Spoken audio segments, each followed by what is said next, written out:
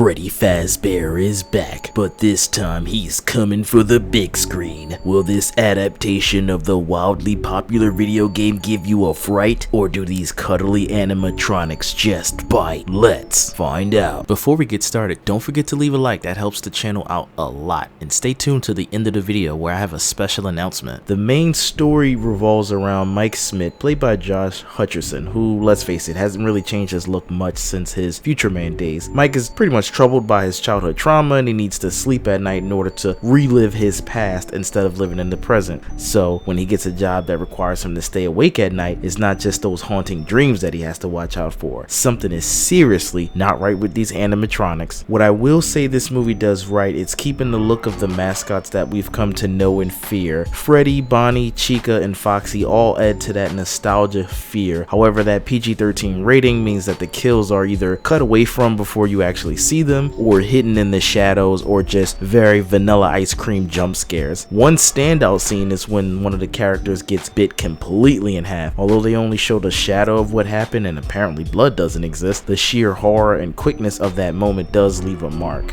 The rest of the jump scares or deaths in the movie seem pretty basic in comparison, and that's fine if you were like a tween and you really wanted to see the movie but you can't stand graphic content. I know I had that same complaint with Megan, and that movie crushed it at the box office. Some of the people I was in the movie theater with was like, oh man, I loved it, it was so scary, and I'm like, it's really not that scary, but apparently I just have a high tolerance. The suspense does build up each night as it progresses, and then you start to find yourself holding your breath, and you're going to just be desperately watching Mike enter the dream world and try to unravel that mystery. It was really giving off Nightmare on Elm Street vibes, so the movie was more creepy than it was horror.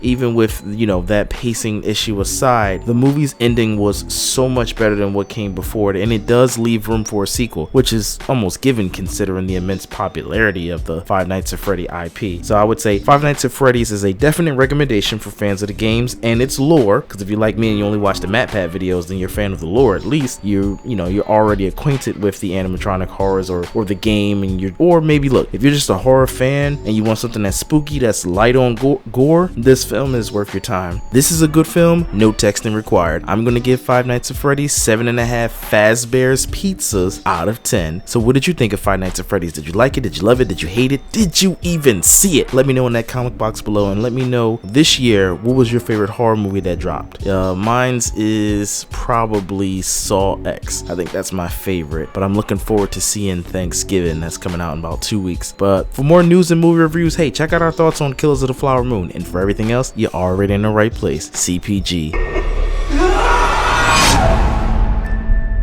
I just want to take the time to say thank you so much for making it to the end of the video, and I have a special announcement. As a thank you for helping me grow our channel so much this year, I want to give away a free game to one of my subscribers. All you need to do is like any video and comment what's something you like about the channel. On top of that, if we can get to 10,000 subscribers before the end of the year, I'll give one lucky subscriber a personalized gift.